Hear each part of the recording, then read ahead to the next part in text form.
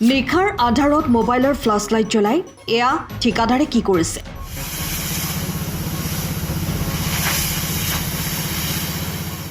তিতাবৰত ঠিকাদাৰৰ এই আজব কাণ্ড দেখি হতচকিত হৈছে ৰাইজ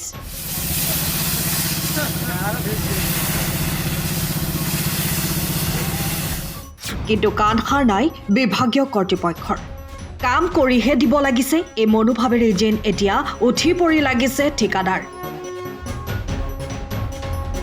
ৰাতি দিন আহৰি নাই ঠিকাদাৰৰ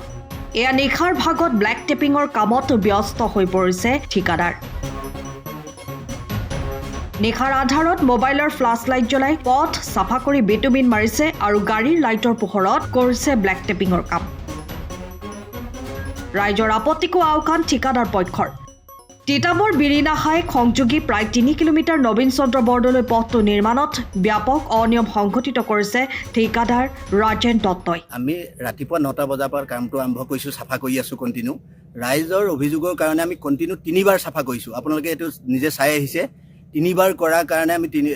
মাত্ৰ ৪ গাড়ী গুটি মাৰিবৰ কাৰণে আমি ৰাতিপুৱা ৯টা বজাৰ পৰা কণ্টিনিউ অটৰ মেচিন লগাই মানুহ লগাই তেওঁলোকে কোৱাত মই বোলো আছে যদি আপোনালোক ৰৈ থাকক এটা গুটি থাকিলেও মই পেলাই যাম এনেকৈ বুলি মই সম্পূৰ্ণ চাফা কৰি কামটো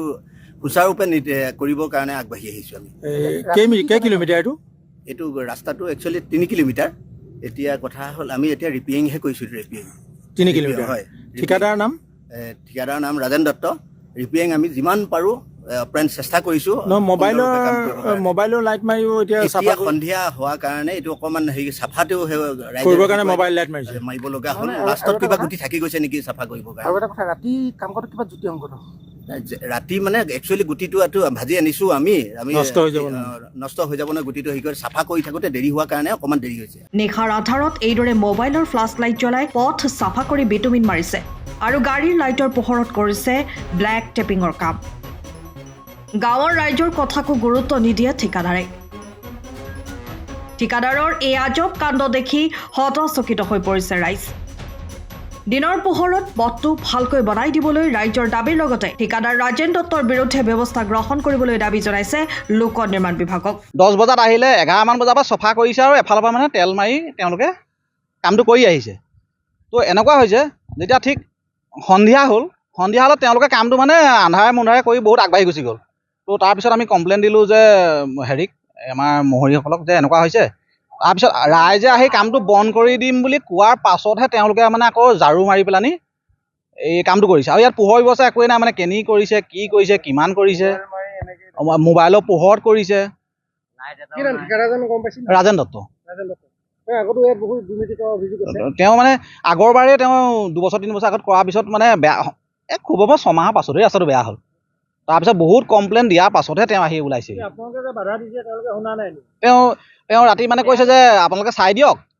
আমাকহে চাবলৈ কৈছে যে আমি 12টা বজালৈকে মাৰি দিম আৰু ঠিক যিখন মিক্সাৰ কৰি আনে গাড়ীখন সেইখন কিজানি দিনৰ কিজানি খুব সম্ভৱ 4টা নহয় তাকে সোনকালে মানে 2-3 ঘণ্টা মানে গাড়ীখন ৰৈয়ে আছে আমি কৈছোঁ যে এনেকুৱা তেলটো এনেকুৱা হয় নহয় একো নহয়